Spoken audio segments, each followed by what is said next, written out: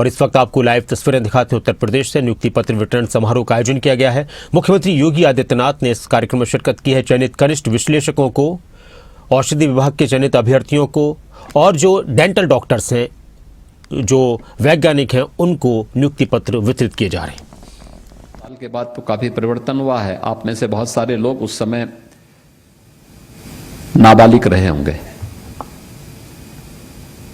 वो नहीं जानते उस समय के बारे में। यानी जो व्यक्ति एलिजिबल नहीं था वो चेयरमैन हो गया था, जिसकी स्वयं की डिग्री फर्जी थी वो आयोग का चेयरमैन बनकर के सिलेक्शन कर रहा था।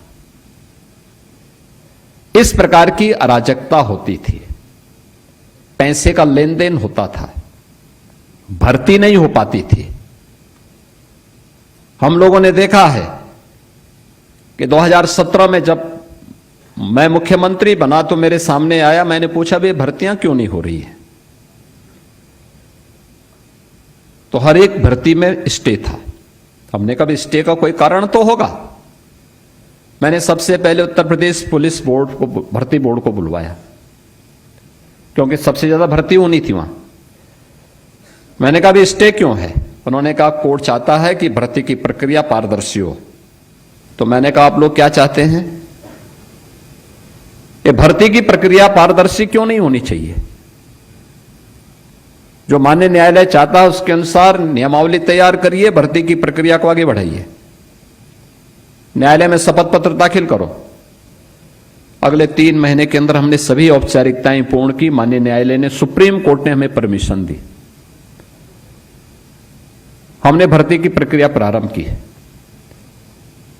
और मुझे बताते हुए प्रसन्नता है कि अब तक हम 2,20,000 से अधिक पुलिस की भर्ती उत्तर प्रदेश के अंदर संपन्न कर चुके हैं। आप अनुमान करिए, केवल पुलिस में ही 2,20,000 से अधिक भर्ती। पहले छोटी सोच थी तो काम भी छोटे छोटे करते थे। मुझे 2025 में 60,000 नौजवानों की भर्ती करनी थी। सभी लोग कहते थे साहब 60,000 कैसे हो पाएगी, और कहना भी उनका स्वाभाविक था, क्योंकि अधिकारी तो पुराने ही है, तो मानसिकता बदलने में थोड़ा समय लगता है। मैंने कहा क्यों इसकी चिंता कर रहे हो? उन्होंने कहा साहब ट्रेनिंग कैसे होगी? मुझे भी एक बार तो लगा कि हाँ ट्रेनिंग, क्योंकि 2017 में जब हम लोग ट्रेनिंग के लिए पुलिस की भर्ती मुझे करनी थी, 30,000 पुलिस की भर्ती मुझे करनी थी उस समय, पहले लॉट में, फर्स्ट फेज में 30,000 पुलिस आरक्षी की भर्ती होनी थी। ट्रेनिंग कहां होगी? क्योंकि 9 महीने की ट्रेनिंग भी होती है। तो मैंने एक पूछा भाई उत्तर प्रदेश में ट्रेनिंग की क्या स्थिति है? कुल क्षमता थी 3,000 की। अब हम कहां करें? मैंने भारत सरकार से बातचीत की। मैंने कहा मिलिट्री, पैरामिलिट्री के ट्रेनिंग सेंटर होंगे।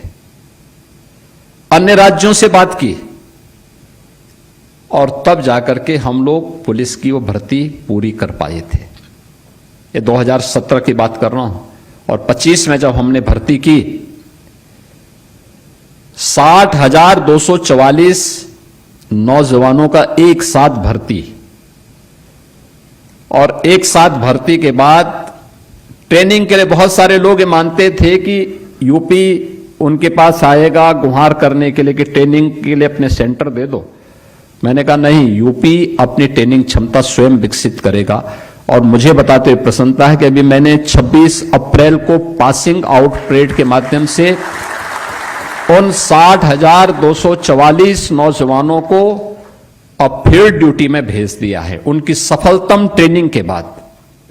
ये सभी ट्रेनिंग उत्तर प्रदेश के अंदर ही, उत्तर प्रदेश के ही केंद्रों में हुई है।